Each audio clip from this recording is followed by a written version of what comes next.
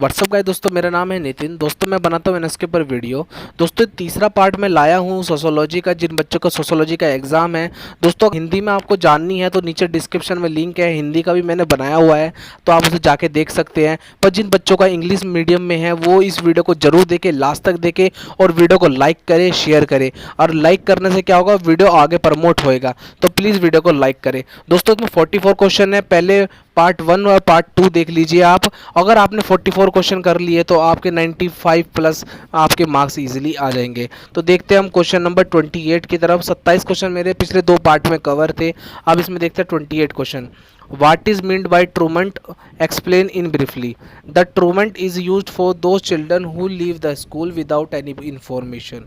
This is such a behavior of child who keep him absent from school without any permission of school authority and parents. Some truant children engage themselves in anti-social activity like vagrancy, delinquency and gambling. दोस्तों क्या होता है, ट्रंट एक ऐसी process है जो बच्चे करते हैं, स्कूल छोड़ देते हैं वे बिना किसी इन्फॉर्मेशन के। वो क्या काम करते हैं, घर से तो स्कूल के नाम के निकलते हैं और जाके कहीं आवारागर्दी करते हैं और क्या कहते हैं, जो एंटी सोसाइटी होती है, जो लोग होते हैं, जो गलत लोग होते हैं, उनके साथ मिल जाते हैं और पढ़ाई लिखाई अपनी छोड़ देते हैं, जो पेरेंट्स को बताते तक नहीं है। और स्कूल जब टाइम चलता है उसमें बंक मार के, जैसे गांव में कहते हैं बंक मारना, तो वो इसी उसमें आता है। तो उस टाइप के बच्चे जो एंटी सोशल एक्टिविटी में लिप्त हो जाते हैं उसको ट्रूनेंट कहते हैं। ट्रूनेंट neither attend school nor return home during school hours. They play cards, visiting cinema hall, go to hotels, bus stand, railway station, market complex and crowded places. वो दोस्तों स्कूल नहीं जाते हैं और घर नहीं जाते हैं उस समय पे जब स्कूल चल रहा होता है, और बजायदा उसके वे कार्ड खेलते हैं, सिनेमा हॉल जाते हैं, होटल जाते हैं और उल्टी सीधी जितनी भी हरकतें हैं वो करते हैं। और वही लोग आगे जाके क्रिमिनल बनते हैं, जैसे आपका थीफ हो गया, जो चोरी करते हैं, जो आप नशेखोरी करते हैं, ड्रग्स लेते हैं, वो क्या काम करते हैं, जो पैसे पाने के लिए किसी का मोबाइल चोरी कर लिया, चैन स्निचिंग कर ली, इस टाइप की वारदातें करते हैं और वे बढ़ते बढ़ते धीरे धीरे एक परफेक्ट क्रिमिनल बन जाते हैं। तो ये बहुत खतरनाक है हमारे समाज के लिए। और इसमें हम क्या कर सकते हैं, इसमें करना क्या है, इसमें पेरेंट्स को अपने बच्चों के ऊपर ध्यान देना है, क्योंकि ये जितना भी काम होता है सब अगर पेरेंट्स अपने बच्चों पे ध्यान नहीं देंगे, स्कूल स्टूडेंट पे ध्यान नहीं देगा, उनके अटेंडेंस को बच्चों पेरेंट्स तक नहीं दिखाएगा, तब तक ये सिलसिला चलता रहेगा। और इसी तरह हमारी सोसाइटी कभी भी जो चोरों से, डकैतों से कभी भी वंचित मतलब ख़त्म नहीं हो पाएंगे, वे हमेशा हमारी सोसाइटी में बने रहेंगे। तो बात करते हैं हम अगले क्वेश्चन की तरफ। दोस्तों इसमें आपको बताना है, what is central truth of Buddhism, what are its 4 noble truth. दोस्तों बुद्धिज़्म के बारे में जैसा आप जानते हो, बुद्धिज़्म को जो स्थापना की थी वो थे भगवान बुद्ध, गौतम बुद्ध जिन्हें हम कहते हैं। तो बुद्धिज़्म में 4 आपकी पढ़ाई हैं। The central principle of Buddhism is a particular way of life would lead to a celebration, nirvana और निभाना, that is liberation from the life cycle. Buddhism recognise the 4 noble truth. दोस्तों इसमें सेंटर जो आपके प्रिंसिपल है उसमें यह है कि जो निर्वाणा मतलब जो हो सकता है और निभाना मतलब जो हम करते हैं, इस तरह से हमें अपने दुखों का निवारण करना सीखना होता है। जैसे इसमें 4 बातें बताई गई है। लाइफ इज़ सफरिंग, यानी कि ज़िंदगी है वो कठिनाई से भरी हुई है। The cause of suffering rest is desire, जिसे लोभा कहते हैं। जो जितने भी आपके जो जितने भी सफरिंग है वो डिज़ायर मतलब कि स्वप्न पे, एक प्रकार के जो ख्वाब होते हैं कि मैं ये ले लूँगा, मैं वो ले लूँगा, और जब वो हमें चीज़ नहीं मिलती तो हम वो परेशान हो जाते हैं, अपनी ज़िंदगी से बहुत परेशान हो जाते हैं, अपने आप को गाली देने लगते हैं, अपनी ज़िंदगी को कहते हैं कि भगवान कि मेरे साथ ही ऐसा क्यों करता है, मतलब एक तरह का हम परेशानी में आ जाते हैं। एज अ डिज़ायर को जेलेसी, ये जेलेसी पैदा करता है, एंगर पैदा करता है, और ये ख़त्म हो सकता है कि जब बंदा डिज़ायर को छोड़ दे, बिल्कुल ही मतलब ख्वाब देखने छोड़ दें और भगवान की शरण में चला जाए सब कुछ छोड़ के। तो बात करते हैं अगले क्वेश्चन की तरफ। Explain the 4 Vedas. 4 वेदास के बारे में आपको इसमें बताना है। पहली है ऋग्वेदा, दूसरी है सामवेदा, तीसरी है यजुर्वेदा, चौथी है अथर्ववेदा। दोस्तों इसमें चार वेदा के बारे में बताना है। ऋग वेदा के बारे में आप जानते हो ऋग वेदा क्या होता है। ऋग वेदा में आपको इस रिलीजियस बातें बताई जाती हैं, और बाकी जितनी भी तीन है उसमें माइथोलॉजी आती है। माइथोलॉजी मतलब जैसे रामायण, महाभारत, ये सब इन तीन ही उसमें आती है। अगर आपको वेदा के बारे में जानना है, नीचे डिस्क्रिप्शन में लिंक है, आपको पूरी मिल जाएगी वेदा के बारे में डिटेल में। बात करते हैं अगले क्वेश्चन की तरफ। Define communism, briefly explain ill effect of communism. Communism क्या होता है? Communism means placing one community on above others even those above the nation. दोस्तों क्या होता है कम्युनिज्म में? होता है कि अपने आप को बड़ा दिखाना, अपने धर्म को, अपनी कम्युनिटी को बड़ा दिखाना, यही कम्युनिज्म कहते हैं। जैसे अगर हिंदू हो गए और मुसलमान हो गए, मुस्लिम कहेंगे हम बड़े हैं, हम हमारा खुदा बड़ा है, और हिंदू कहेंगे हमारा खुदा बड़ा है। और जैसे अब इस चीज़ को छोड़ो, आप कास्टिज्म में देख लीजिए, ब्राह्मण कहेंगे क्या नाम कि हम सबसे बड़े हैं, फिर क्षत्रिय कहेंगे नहीं हम बनियों से बड़े हैं, फिर बनिए कहेंगे हम शूद्रों से बड़े हैं। तो इस तरह से ये चलता रहता है, मतलब एक कम्युनिटी दूसरे कम्युनिटी पे हावी होती रहती है, क्योंकि ये डिवाइडेशन रूल होता है। तो इस तरह से आपको बताना है the communism have always been used a negative destruction and harmful sense. जो कम्युनिज्म है वो एक प्रकार का निगेटिव इम्पैक्ट करता है सोसाइटी के ऊपर। Religious fundamental and fashion practice by some people in different community pose serious threat to the nation integration. क्या होता है कि ये जो जब कोई कम्युनिस्ट बन जाते हैं तो वो नेशन को भी कुछ नहीं मानते, वो अपना आप को ही 100 रुपये मानते हैं, और नेशन के लिए भी खतरा होता है, डेवलपमेंट में भी खतरा होता है, अपने अपने लोगों की बातें करते हैं। जैसे मान लीजिए अगर हमारा देश है, अगर हमारा देश केवल हिंदू हिंदू की बात करे तो और जितने भी हैं मुस्लिम भाई, सिख भाई और अपना क्रिश्चियन भाई, वो कहाँ जाएंगे? तो इसलिए हमारा जो देश है वो सेकुलर है, कम्युनिज्म नहीं है। तो ये सबसे अच्छी बात है, इसलिए हम कहते हैं ना, हम इस क्या नाम हिंदू मुस्लिम सिख ईसाई आपस में सब भाई भाई भाई। तो इसका मतलब कम्युनिज्म हमारे देश में नहीं है, हमारे देश में सेकुलरिज्म है। आप इसे बना बना के कर देना, काफ़ी इजी क्वेश्चन है। Unfortunately our country has witness ugly sense of communism right in on many question not only between two community but between communities. दोस्तों कम्युनिज्म जो है वो हमारे देश में फैल रहा है, वो फैलाने का कारण पॉलिटिक्स है। पॉलिटिक्स की बात में मत आए, एकता बनाए रखें, तभी जाके इस कम्युनिज्म ख़त्म हो सकता है। तो दोस्तों ये सब बना के करना है, काफ़ी इजी क्वेश्चन है। बात करते हैं अगली क्वेश्चन की तरफ। Define nation and explain the concept of nation integration. A nation is a country with unsatisfied social and a political structure. Nation कौन होता है? नेशन एक कंट्री होता है with unified social and political structure, जिसका कोई भी पॉलिटिकल स्ट्रक्चर बनाया जाता है, मतलब रेनोवेट होता है। Notion denote a body of people who have a feeling of oneness. मतलब एक नोशन जो होती है ना, वो एक तरह की फीलिंग होती है बंदों के अंदर कि हम एक हैं। This feeling of oneness is built on the basis of common history, society, common values and culture. Above all feeling of oneness among the people bind them together into a nation। दोस्तों क्या होता है, जैसे हम Indian है, हमारी nationality क्या है? इंडियन है। तो हम क्या मानते हैं? हम हर हर देशवासियों को एक जैसा मानते हैं, क्योंकि उसका रीज़न क्या है? क्योंकि हमारी हिस्ट्री एक जैसी है, हमारी सोसाइटी एक जैसी है, हमारी भाषा हमारी एक जैसी है। मतलब भाषा अलग अलग भी होगी, फिर भी हम एक जैसी फीलिंग रखते हैं। हमारी वैल्यूज़ एक जैसी है, हमारे कल्चर, हमारा डांस, हमारे फेस्टिवल सब एक जैसे हैं। इसलिए हमारे अंदर एक नेशनलिटी फीलिंग आ जाती है, नहीं है हमारा बंदा है, हमारा भाई है, हमारे देश का है। तो ये होती है nation. India is a nation. It is a land uninhabited by the people of different communities. They live different region and speak different language. They practice different religion and have a different lifestyle. But uncertainly, all the diversity were feel that we are Indian. हमारे देश अलग अलग community में बटा हुआ है, अलग अलग रीजन है, कहीं उत्तर प्रदेश है, कहीं दिल्ली है, अलग अलग मतलब क्षेत्र हैं, अलग अलग भाषा बोली जाती है, कहीं हरियाणवी बोली जाती है, कहीं गुजराती। पर क्या करते हैं, हम सब एक हैं, क्योंकि हमारी जो नेशनलिटी है, जो हम मानते हैं, गुजरात का बंदा भी इंडियन है और दिल्ली का बंदा भी इंडियन है। तो इस तरह से हमारे अंदर की जो बात है, हमारे नेशन है, जो हमारी नेशनलिटी है वो एक है। इस फीलिंग को ही हम नेशन कहते हैं, जिसे नेशनलिटी कहते हैं।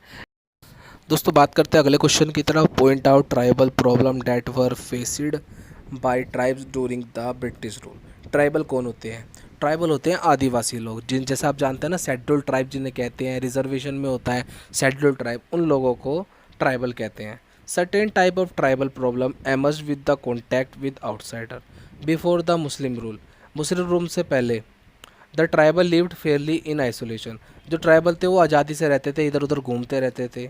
During Muslim rule the process of revenue collection started, Muslim rule जैसे आपके जो मुस्लिम जितने भी आए हैं इंडिया में जिन्होंने रूल करा है, जैसे मुग़ल सल्तनत हो गया और उससे पहले आपका खिलजी सल्तनत हो गया, मतलब जितने भी थे उस समय में क्या हुआ था, वो लोग इनसे पैसे इकट्ठे करते थे। However the Muslim ruler did not interfere with the tribal custom and tradition, पर वो उन लोगों के जो कस्टम जो रीति रिवाज थे और जो उनका पहनावा ओढ़ना था, रहन सहन था, उसमें इंटरफेक्ट नहीं करते थे। वो उनका काम केवल ये था कि वो अपना टैक्स लेते थे और बस भाई उनका इतना ही मतलब था।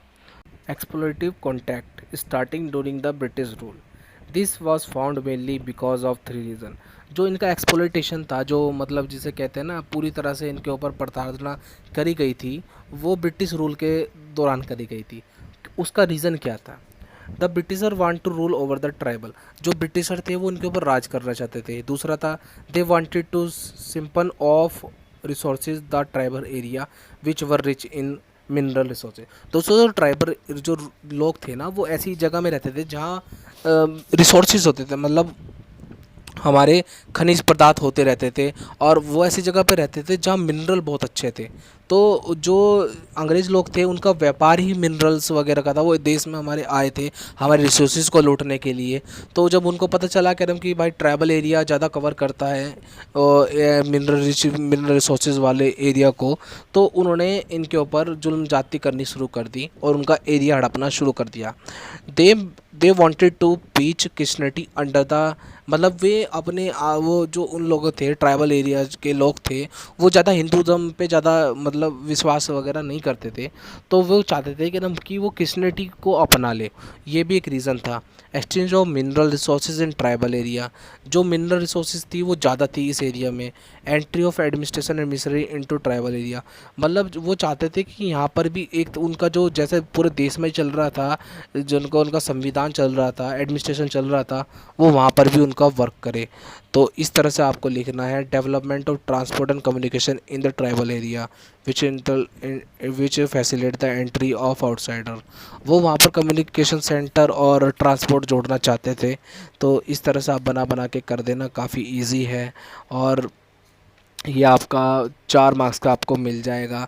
दोस्तों मैं आपके सारे क्वेश्चन कवर तो करता रहूँगा, बस आपको वीडियो को लास्ट तक देखना है और प्लीज़ इस वीडियो को लाइक ज़रूर कर देना है। और आप मैं कमेंट करके प्लीज़ बताना कि मैं आने वाले टाइम में जॉब से रिलेटेड वीडियो डालूं या ना डालूं, तो इस बारे में भी आप दोस्तों मेरे को बताना। तो जैसे आपको ये लिखना है तो मैं आपको एक और बात बताना चाहता हूँ, आप पेपर में बिल्कुल कटिंग मत करें, क्योंकि अगर कटिंग करेंगे तो एग्जामिनर कितना भी अच्छा लिखेंगे वो आपके मार्क्स काट लेगा। तो बात करते हैं अगली क्वेश्चन की तरफ। What are difference between caste and class. दोस्तों क्लास क्या होती है? क्लास जैसे होती है, कास्ट होती है ना, वो बर्थ से होती है। जैसे कोई बंदा ब्राह्मण में जन्म लिया वो ब्राह्मण हो गया, कि वो बनिया में लिया बनिया हो गया, कोई कोई जाटव में लिया वो जाटव हो गया, कोई सैनी में लिया सैनी हो गया। तो ये कास्ट होती है। क्लास क्या होती है? क्लास होती है जैसे कोई अमीरी में पैदा हुआ है, कोई गरीबी में पैदा हुआ है, कोई किसी आईपीएस के घर में पैदा हुआ है, कोई किसी कांस्टेबल के घर में पैदा हुआ है, मतलब इसमें क्लास आ गई कि अमीरी गरीबी ऊंच नीच वाली बात आ गई इसमें। तो while a caste is hereditary, a class is non hereditary in nature. A class system allows both endowment and endogamy permitted no mobility enter up the down the system and also allow an individual to remain in the status which he was born। Caste में क्या होता है कि जो बंदा है, जो व्यक्ति है, वो उसमें रहेगा। जैसे कोई ब्राह्मण है वो ज़िंदगी भर ब्राह्मण ही रहेगा। तो और जो क्लास होती है वो ऊपर नीचे चेंज होती रहती है, वो इकोनॉमी के ऊपर डिपेंड करती है। Thus a class pyramid are depend upon the social economic criteria. They are 3 major classes found, upper middle and lower. Upper class, middle class, lower class. तो क्लास और कास्ट में ये अंतर लिख देना, सिंपली आपका ज़्यादा बड़ा क्वेश्चन नहीं आएगा, 4 मार्क्स का आपको मिलेगा। इसमें आपको लिखना है कि भाई जो कास्ट होती है वो बचपन से होती है और वो चेंज नहीं होती है, उसमें कोई भी वो नहीं होता है, वो सोसाइटी तय करती है कि ये कौन सी कास्ट का है कौन सी नहीं का है। तो इसमें ये कोई वो नहीं होता है, ये बचपन से है, जो जिस कास्ट में पैदा हो गया वो उसी में रहना है, उसी में मरना है। और आजकल तो क्या हो रहा है कि इसके ऊपर बहुत ज़्यादा डिस्क्रिमिनेशन भी हमारे इंडिया में हो गया है, जो काफ़ी गलत है। पर क्लास क्या होती है? क्लास ये होती है, जैसे आप आज अमीर हो, कल आप गरीब भी होंगे, और कल गरीब थे तो आज अमीर भी होंगे। सिंपल सी बात है। यानी कि अपर class, middle class, lower class, तीन तरह की इसमें कैटेगरी होती है। लोअर क्लास कौन होता है? गरीब तबका, जिन्हें हम कहते हैं गरीब क्लास। उसमें कोई वो नहीं होता कि वो ब्राह्मण है, शूद्र है, वो उसमें उसकी क्लास पता चलती है कि हाँ ये गरीब व्यक्ति है। मिडिल क्लास कौन होता है? जो अपनी रोज़मर्रा की ज़िंदगी पूरी करता है, तो कम पैसे कमाता है, पर इतने कम भी नहीं कमाता है कि वो अपनी दिनचर्या पूरी ना कर पाए, अपने बच्चों को ना पढ़ा पाए और अच्छा खाना पाए, अच्छा पहनना पाए। वो मिडिल क्लास लोग होते हैं। अपर क्लास कौन होते हैं? अपर क्लास वो होते हैं जिनके पास बहुत पैसा रहता है। वो उनके पास इतना पैसा रहता है वो अपनी सारी जितनी डिज़ायर है उसको पूरी कर सकें। तो इस तरह से आप इसको लिख लेना। तो जो कास्ट होता है वो रिलीजियस बेस भी होता है, पर जो क्लास होता है उसका कोई रिलीजियस नहीं होता। एक पॉइंट ये भी लिख सकते हैं आप इसमें। तो सिंपल है दोस्तों क्वेश्चन, ये आप पढ़ सकते हैं आपके सामने, ये स्क्रीनशॉट आप इसका ले लेना, और आपका मैं नीचे पीडीएफ फाइल भी दे दूंगा। अगर आपको दिक्कत होगी तो आप उसमें से पढ़ भी लेना। तो बात करते हैं हम अगले क्वेश्चन की तरफ। What is Sanskritisation? Explain. Sanskritisation, it is a process by which any low caste could adapt to behaviour pattern, style of life, culture of high caste and claim membership in the high caste. दोस्तों ये क्या होती है? ये होती है एक ये ऐसी प्रोसेस है जिसमें छोटी कास्ट का मतलब छोटी बिरादरी का व्यक्ति अपने आप को उस पैटर्न में ना ढाल पाए, मतलब उस तरीके में ना ढाल पाए जिस तरीके में वो दूसरी सोसाइटी है, मतलब अपर कास्ट के जो लोग हैं उनका जो बिहेवियर है, मतलब जीने का तरीका है वो ना सुधर पाए, उनका जो कल्चर है हाई कास्ट जैसा वो वैसा ना हो पाए, ताकि वो अपने आप को अपनी स्थिति को अच्छी मतलब आप अच्छी तरीके से इस्टेब्लिश ना कर पाए सोसाइटी में, और ताकि वो बराबर ना आ पाए बड़ी जात के लड़कों के सामने। तो ये जो संस्कृतिज़ेशन है ये बहुत ख़तरनाक है हमारे देश के लिए, और तथा हिंदू धर्म के लिए भी बहुत ख़तरनाक है। काफ़ी जितने भी कन्वर्जन हुए हैं हिंदू धर्म में, जो लोग कन्वर्ट होते हैं वो क्या होते हैं, उस ज़्यादातर स्मॉल कास्ट के जो लोग होते हैं वो कन्वर्जन होता है। उसका रीज़न यही है, उसका संस्कृताइजेशन ही मेन रीज़न है, जो मनुस्मृति जो है उसमें भी वंचित किया गया है। But they have to leave their unclean occupation and other impurity habit like meat eating and taking liquor etcetera. उनको अपने वही काम करने चाहिए जो उनका काम करते हैं, जैसे उनका हो गया मांस काटना, मीट काटना, मरे हुए जानवरों को उठाना, लेदर बनाना, जो वो उल्टे सीधे काम होते हैं, जो गंदे काम होते हैं वही काम करे और दूसरे काम ना करे। The untouchable were not allowed to sanskritise their status, thus only middle class could sanskritise themselves. For sanskritisation a caste must have three condition. Sanskritisation में एक जाति के पास तीन तरह की कंडीशन होनी चाहिए। It should have a touchable status, उसके पास एक टचेबल स्टेटस होना चाहिए। It should have a better economic condition, उसके पास है ना एक अच्छी इकोनॉमिक मतलब पैसा होना चाहिए, उसकी वैल्यू अच्छी होनी चाहिए, उसके पास ज़मीन होनी चाहिए, जायदाद होनी चाहिए। It should must make a claim to the membership into a high caste by progression some story of myth. उसकी जो जो जात है वो मतलब बड़ी कास्ट में उठने बैठने लायक होनी चाहिए, और उसकी जो उसकी जो कास्ट है वो मिथ में यानी कि किसी रामायण में, महाभारत में उसकी अच्छी वैल्यू होनी चाहिए। तो इस तरह के जो लोग होते हैं वही संस्कृताइजेशन को फॉलो कर सकते हैं। It is a length process and not overnight process. It does not lead to the any structure change, only lead to the positional change. It mean a particular low caste change its position into high caste in a particular area where the caste structure does not change. Through this process a few lower caste different part of the country have changed their status into high caste. दोस्तों इसमें क्या है, इसमें ये बताया गया है कि जो छोटी कास्ट के जो लोग होते हैं वो बड़ी कास्ट के बराबर नहीं बैठ सकते।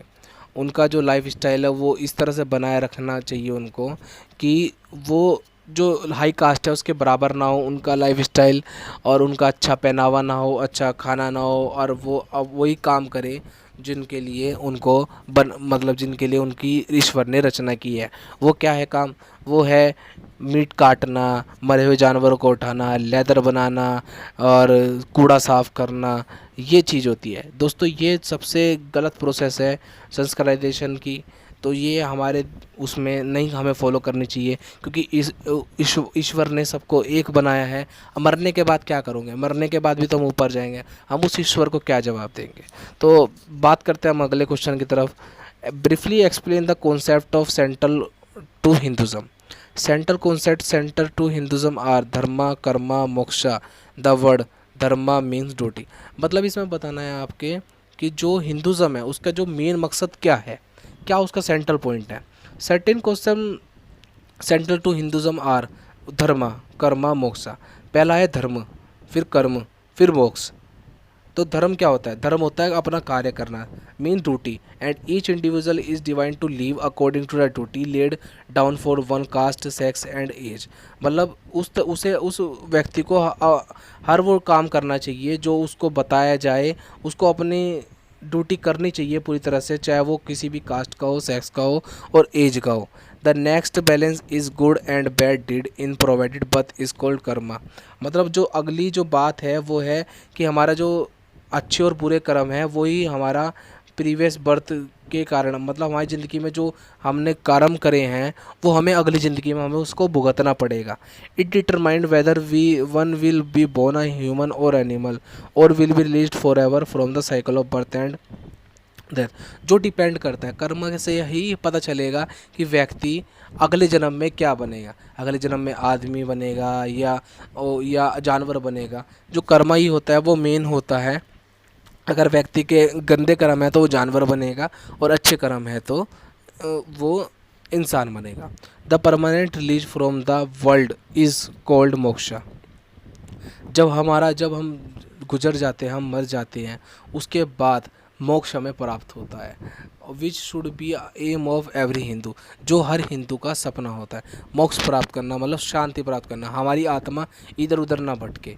But one should think of one's elevation after having accumulation one household duty as such successful as possible। हमें तीनों काम अच्छे से करने चाहिए अपनी ज़िंदगी में, यही हिंदुज़म का मेन हुआ है। What are the 5 pillar of Islam. Islam के 5 पिलर क्या हैं? The 5 aspect that constitute the pillar of Islam are bearing witness in public, at least once in a lifestyle, that there is no God but God there is no God but God and Mohammed is his prophet. मतलब अल्लाह के अलावा और कोई भी भगवान नहीं है इस दुनिया में, और जो मोहम्मद साहब हैं वो ही प्रॉफिट है, मतलब वो ही एक नबी हैं आखिरी। Islam foundation ideas are oneness of God and finally of prophet. Praying 5 time a day, मतलब नमाज़ पढ़नी चाहिए 5 टाइम में। Late afternoon immediately after sunset, sunset के बाद पढ़नी चाहिए। And before retiring while facing the Kaaba at Mecca. एक बार मुसलमान को कि मक्का जाना चाहिए, मक्का मदीना के वो करना चाहिए। पेइंग वेलफेयर टैक्स, मतलब टैक्स देना चाहिए जिसे जाकत कहते हैं गरीबों को। फास्टिंग ड्यूरिंग रमज़ान, रमज़ान में वो व्रत रखना चाहिए, मतलब फास्ट रखना चाहिए। 9 month of the Islamic lunar year with no eating, drinking, smoking और sexual interaction during dawn until sunset। इसमें क्या होता है, जब रोज़ा रखते हैं, रोज़ा के समय कुछ खाते नहीं हैं, कुछ पीते नहीं हैं, सिगरेट तक नहीं पीते हैं, और इवन सेक्सुअल इंटरकोर्स ये भी नहीं करते हैं, मतलब ना तो सेक्स करते हैं ना इस बारे में सोचते हैं। Perform the annual pilgrim to the Kaaba once in one adult. दोस्तों इसमें 5 वो बताने हैं जो इस्लाम ने बताता है हमको। तो ये भी काफ़ी इंपॉर्टेंट क्वेश्चन है, हिंदू और इस्लाम में दोनों में से एक क्वेश्चन आपको मिल जाएगा। मोस्ट प्रोबेबली इस्लाम मैंने कई बार देखा है क्वेश्चन में मिलता हुआ, तो इसे आप पक्का कर लें। बात करते हैं हम अगले क्वेश्चन की तरफ। What is population exploration? What are the 3 stage of population transaction? Population explosion क्या होता है? पॉपुलेशन एक्सप्लोजन ये होता है दोस्तों, जब कंट्री में किसी कंट्री में एक जो पॉपुलेशन होती है वो ज़्यादा बढ़ जाए, मतलब जितना एरिया हर व्यक्ति को चाहिए पर कैपिटल लैंड जो होनी चाहिए वो कम हो जाए, और जो जो पॉपुलेशन है वो इतनी बढ़ जाए, लोगों के पास रहने का ना हो, जो उसकी रिसोर्सेज है उस देश की वो कम पड़ जाए, खाने पीने की भी दिक्कत हो जाए और बाहर से मंगाना शुरू कर दें, उसको ही कहते हैं population exploitation. Population exploitation is a rapid growth of population, यानी कि मतलब बहुत तेज़ी से बढ़ने वाली ग्रोथ होती है पॉपुलेशन की। It revelled increase in population in at the elimination rate. The growth rate of population is basically different between birth rate and death rate. दोस्तों क्या होता है, आगे एक यूनिफॉर्म तरीके से चलती है पॉपुलेशन रेट। अगर जैसे बर्थ रेट भी नॉर्मल है और डेथ रेट भी नॉर्मल है, जैसे जितने लोग पैदा हो रहे हैं और जितने लोग मर रहे हैं, अगर वो स्थिर है तो उस देश की जो पॉपुलेशन है वो हमेशा स्थिर रहेगी, ना तो घटेगी ना बढ़ेगी। पर क्या होता है, जो बर्थ रेट होता है, बर्थ रेट तो जैसे 1000 बच्चे पैदा हुए और जो मरने वाले बच्चे हैं, जो मरने वाले लोग हैं वो 100 हैं, तो उस एरिया का, जो उस कंट्री का जो पॉपुलेशन है वो बहुत जल्दी इंक्रीज़ हो जाएगा। तो यही है पॉपुलेशन एक्सप्लॉइटेशन, यानी कि बर्थ रेट जब ज़्यादा होता है डेथ रेट से, सिंपली इसको पॉपुलेशन एक्सप्लॉइटेशन कहते हैं। Population problem is an inevitable result of reproduction behaviour of people in society. जो पॉपुलेशन है वो लोगों का रिप्रोडक्शन बिहेवियर है, मतलब बच्चा पैदा करने की एक वो है कि सोसाइटी के अंदर। But this view have been rejected by the population expert. They hold that population explosion is a transitory phenomena. It occurred due to the rapid fall in the death rate with the corresponding fall in birth rate. दोस्तों ये जो population exploitation है ये एक प्रकार का ये है कि लोगों के अंदर रिप्रोडक्शन करने की वो रहती है, उमंग रहती है, वे बच्चा पैदा करने के लिए उत्सुक रहते हैं, वो फैमिली प्लानिंग नहीं करते हैं और क्या काम करते हैं, एक के घर में 5 बच्चे, एक के घर में 6 बच्चे, तो विदाउट फैमिली प्लानिंग वो बर्थ देते हैं बच्चों को। इस कारण से पॉपुलेशन एक्सप्लॉइटेशन होती है।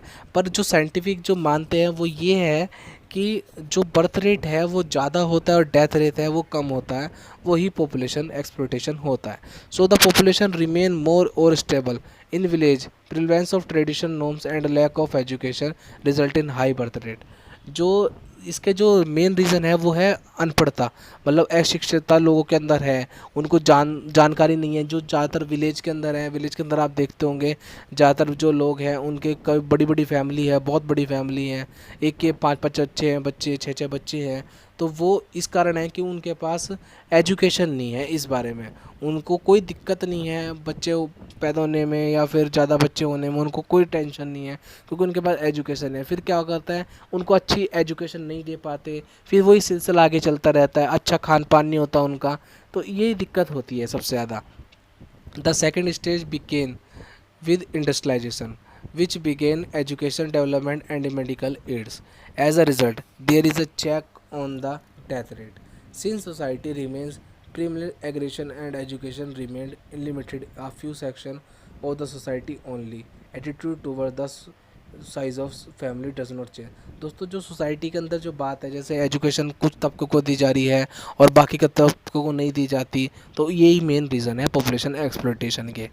तो बात करते हैं हम अगले क्वेश्चन की तरफ।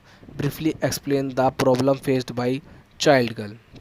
क्वेश्चन नंबर 40 है कि a girl child has suffer discrimination behaviour in society. जो लड़कियां होती हैं उनको भेदभाव का सामना करना पड़ता है सोसाइटी में। Being girl she is depressed of educational opportunity. काफ़ी जगह पे लड़कियों को पढ़ाई भी नहीं जाता। The girl may not enrolled in school, school में नहीं जा पाती वे। rather they are not engaged and trained in household work especially in rural area। और वो क्या काम करते हैं, उनको केवल घरों के कामों में लगा दिया जाता है ज़्यादातर ग्रामीण क्षेत्रों में। they do not go to school and compromise with their fate and assistant to the mother in the house of father। After marriage they perform their duty as a house wife in the house of husband. दोस्तों जो लड़कियां होती हैं काफ़ी जगह पे, ज़्यादातर गांव में उनको है ना एक तरीके से इस तरह लेबर की तरह ट्रीट करते हैं कि भाई वो पहले अपने माँ बाप के घर काम करती है, फिर शादी हो जाती है, फिर अपने पति के घर पे काम करती है, मतलब एज अ वर्कर होती है वे। काफ़ी रूरल एरिया में ये सोच बना रखी है जो बहुत ही गलत है। लड़कियों को पूर्ण अधिकार है वो जितना जितना फ़र्ज, जितनी चीज़ें जेंट्स के लिए है उतनी ही फीमेल्स के लिए है, जितना भी राइट्स लेडीज़ का है उतना ही जेंट्स का है, उतना ही सब बराबर है। मतलब आप ये कह सकते हैं जितना जेंट्स का राइट है उतना ही लेडीज़ का है, हमें रेस्पेक्ट करनी चाहिए इस चीज़ की। तो according to a briefly prevent in some sector based on the myth of the society the marriage of the daughter must held before puberty. काफ़ी जगह ऐसे मानते हैं कि जो लेडी बच्चे लड़की होती है उनकी प्यूबर्टी से पहले उनकी शादी होनी चाहिए। दोस्तों ये गलत है। दोस्तों इस क्वेश्चन को बना बना के लिख देना, आप इसके ऊपर काफ़ी कुछ लिख सकते हैं। क्वेश्चन को पढ़ लेना, पीडीएफ में पढ़ लेना। Write a note on the child labour. Child labour के बारे में आपको बताना है। Child labour belong to the age of 5 to 14, they generally come from the family below poverty line. दोस्तों चाइल्ड लेबर क्या होता है? चाइल्ड लेबर में क्या होता है, 5 से 14 साल के बच्चे जो गरीब ख़ानदान से बिलोंग करते हैं वो काम करते हैं, स्कूल ना जाके वो काम करने लग जाते हैं क्योंकि वे गरीब के तबके से आते हैं। ये ही चाइल्ड लेबर होता है जो एक कानूनी तौर पे गलत है। चाइल्ड लेबर बहुत गलत है। अगर आपको कहीं भी आपको क्षेत्र में कोई बच्चा काम करता हो दिखे तो उसे रोके, उस चीज़ को गलत है। तो चाइल्ड लेबर का काफ़ी their parent do not sufficient mean of income, उनके माता पिता का पैसे नहीं होते, so their parents send them to earn wages, उनके माता पिता उनको पैसे कमाने भेज देते हैं। In sending to them to school they are known as child labour. The employment area of this child labour are hotel, domestic servant. ये कहीं कहीं लगे रहते हैं, इंडस्ट्री में लगे रहते हैं, होटलों में लगे रहते हैं, सर्वेंट बने रहते हैं, मतलब कुल मिला के सर्वेंट बने रहते हैं। जिस एरिया में आपको मिलते हैं ये वो आप लिख सकते हैं। Poverty, literacy, absence of burning family member, exploitation and. इसका क्या क्या रीज़न है चाइल्ड लेबर का? एक तो गरीबी है, एक अक्षरता है मतलब अनपढ़ता है, और एब्सेंस ऑफ अर्निंग मतलब पैसे कमाने की जो वो होती है ना, जो तरीका होता है वो उसका एब्सेंस होना, और पॉपुलेशन एक्सप्लॉयटेशन यानी कि ज़्यादा पॉपुलेशन है, घर के बच्चे 5-6 हैं, वो पढ़ाई नहीं करवा पाते, उनके माँ बाप उनके खर्चे नहीं उठा पाते, तो इस कारण से वे चाइल्ड लेबर में बन जाते हैं। तो child labour act 1986 had considered the child labour to a person who has less than 14 years but earn little wages, they provided child labour to work in railway and its. दोस्तों 1986 में charter के हिसाब से जो बच्चे 5 से 14 साल के बीच में जो कार्य करते हैं कम सैलरी पे, उनके खिलाफ जो लोग उनको रखते हैं, काम करते हैं, मतलब मजदूरी करवाते हैं, उनके ऊपर एक ये लिया गया है, एक्ट लिया गया है। इस तरह से आप लिख सकते हैं the provided child labour to work in railway and come the brings sir market cement production weaving. मतलब जितने भी कार्य होते हैं, जो बड़े बड़े कार्य होते हैं वो भी बच्चों से करवाए जाते हैं। अब एक एरिया में तो जो होती है ना, चूड़ियाँ बनाने का भी काम किया जाता था, उससे उनकी आंखें भी अंधी हो गई थी। तो इस तरह से आप बना बना के लिख सकते हैं। काफ़ी आप जानते हैं चाइल्ड लेबर के बारे में। बात करते हैं अगले क्वेश्चन की तरफ। How religion discriminate between gender. दोस्तों जो धर्म होता है वो किस प्रकार से भेदभाव करता है आदमी और औरतों के बीच में। All over the world religion has been profound impact on the human behaviour. जितने भी वर्ल्ड के हिस्से हैं उसमें एक रिलीजन है ना, जो धर्म है, उसका बहुत बड़ा इम्पैक्ट पड़ा है, उसका बहुत बड़ा प्रभाव पड़ा है जेंडर के ऊपर। Religion has a long past and religion texts have been mostly compose by man. जितनी भी रिलीजन्स बातें हैं और जितनी भी टैक्स है, किताबें लिखी गई है, वो सब आदमी द्वारा लिखा गया है। Since women were not allowed to receive the education for long time. इसी कारण से जो औरतें हैं, जो महिलाएं हैं, उनको एजुकेशन नहीं दी गई काफ़ी लंबे समय से। They could not read what was actually written in the religious text. मतलब उनको इतना भी अधिकार नहीं दिया गया था कि वे रिलीजियस जो बुकें होती हैं उसमें से पढ़ाई भी कर सकें। So these have often be use to discriminate against women. जो ये चीज़ थी ना, ये एक तरह के प्रताड़ना की गई है वुमेन के ऊपर लोगों द्वारा। There is a little wonder that many values and practice which suppress women claim to religious sensation. बहुत ही कम ऐसी जो प्रैक्टिस, जो रिलीजन, जो गतिविधियां हैं, बहुत ही कम दी गई है महिलाओं को करने के लिए। मतलब वे बहुत कम रिलीजियस प्रैक्टिस कर सकती हैं और ज़्यादातर अधिकार है ना वो आदमियों को ही मिले हैं और वुमेन्स को इसका वंचित किया गया। मतलब जो डिस्क्रिमिनेशन जो शुरू हुआ है लेडीज़ और जेंट्स के बीच में, वो स्टार्टिंग ही रिलीजन्स के बेस पे हुआ है। मतलब धर्म ने ही आपस में बांटा है, इस बात को आप कह सकते हैं। Many a time religion practice double standard in that one breath is said that women should be treated with the highest respect, and in other it is uphold such practice as humiliation of widow। दोस्तों क्या है, धर्मों में भी जैसे हिंदू धर्म में भी जो वुमेन है उनको देवी का अवतार माना जाता है। जैसे हमारी शेर वाली माँ और काली माँ, हमारी जितनी भी माताएं हैं सब की सब वुमेन है, उनकी हम पूजा कर लेते हैं। और हम क्या करते हैं, हम लेडीज़ों का ही अपमान कर लेते हैं, वुमेन का ही अपमान कर देते हैं। तो ये चीज़ गलत है। बहुत से मंदिरों में है ना, लेडीज़ को घुसने का भी अलाउड नहीं है। आप जानते हो अभी हुआ था, पीछे हुआ था चेन्नई में, वहाँ पर लेडीज़ अलाउड नहीं थी मंदिर के अंदर जाना। तो ये भी बहुत गलत चीज़ है। तो we have earlier read about one instance of Manusmriti. In many religions, ritual women and men were not according equal status. A widow or a single woman is not allowed to perform certain ritual। दोस्तों क्या होता है, जो women's हैं उनके ऊपर अत्याचार शुरुआत से होते हुए आ रहे हैं। जैसे हिंदू धर्म में क्या था, पहले सती प्रथा थी, जिसमें जो वुमेन थी ना, उसको है ना, अगर उसका हस्बैंड मर जाता था तो उसको भी आग के ऊपर बिठा दिया जाता था। आप सोच सकते हैं, आप जिंदा महिला को आग के ऊपर बिठाना कैसी बात है। तो इस तरह से आप बना के कर देना, काफ़ी सिंपल है। ये क्वेश्चन वो हैं जो आप अपनी ज़िंदगी में महसूस करते हैं। तो कोई बड़ी बात नहीं है, कोई बड़ी डील नहीं है, बहुत आराम से कर लेंगे। आप क्वेश्चन को समझिए बस, करना तो बहुत आसान है, समझ समझ के अपने मन में पढ़ पढ़ के इस क्वेश्चन को कर देना बहुत आसान है, बहुत सिंपल है। बात करते हैं describe the role of education in society. ये भी काफ़ी सिंपल क्वेश्चन है कि एजुकेशन का क्या रोल है अपनी सोसाइटी के अंदर, ये आपको बताना है।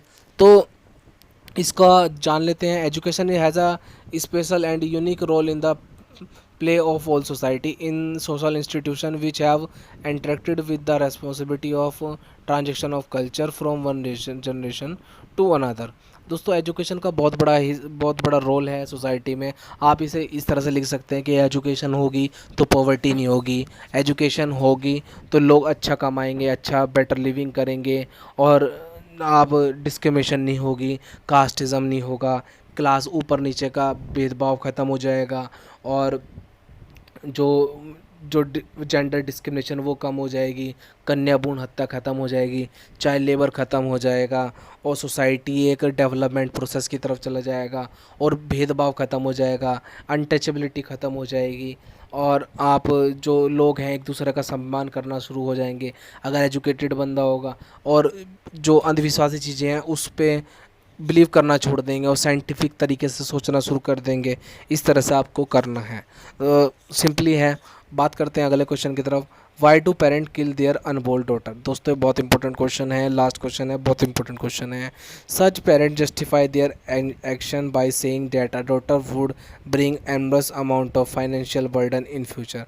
दोस्तों ये लोग हैं ना, ये क्या सोचते हैं कि दहेज देना पड़ेगा हमको, इसलिए वे अपनी बच्चियों को मार देते हैं कि जब वो बड़ी होगी उसकी शादी करेंगे तो हमें दहेज देना पड़ेगा, मतलब फाइनेंशियल बर्डन आ जाएगा उनके ऊपर, तो इसलिए वो मार देते हैं। दे हैव टू पे डॉरी। आप भी लिख सकते हैं डॉरी मतलब दहेज देना पड़ेगा जब वो शादी करके जाएंगे।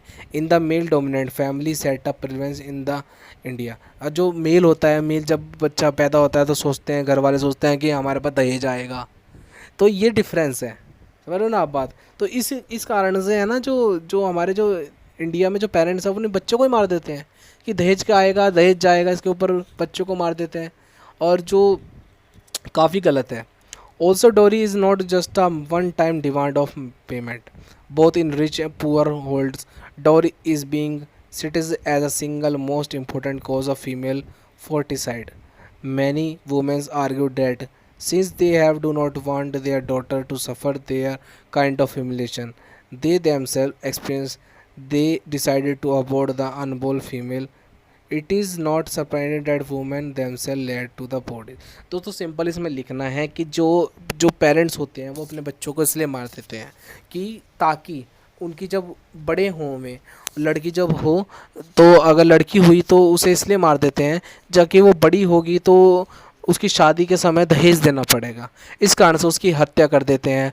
और सोसाइटी में क्या माना जाता है, हमारी सोसाइटी में क्या माना जाता है कि जो जो लड़का है वो ही खानदान का वारिस होता है, लड़की खानदान की वारिस नहीं होती है अपने, क्योंकि लड़की शादी करके अपने घर चली जाती है, अपने मायके चली जाती है और लड़का ज़िंदगी भर साथ रहता है। दोस्तों ये काफ़ी गलत है। आजकल क्या होता है, आजकल तो सबसे ज़्यादा जो साथ देता है वो लड़के से ज़्यादा लड़कियां माँ बाप का साथ देती हैं। 7 लड़के हैं और 1 लड़की है, लड़कियां ज़्यादा पालन पोषण कर लेगी अपने माँ बाप का, लड़के नहीं कर पाते हैं। तो इस क्वेश्चन को बड़े डीपली अपने दिल से लिखिए। जो जो आपको आ रहा है, सोशोलॉजी बहुत हल्का चैप्टर है, अगर आपने टॉपिक समझ लिया आप बहुत आराम से कर लेंगे। दोस्तों best of luck for the exam, और मैं आशा करता हूँ आपका पेपर बहुत अच्छा जाए। और भाई आगे भी ऐसी वीडियो बनाता रहूँगा, तो प्लीज़ सब्सक्राइब ज़रूर कर दें यार। Bye bye.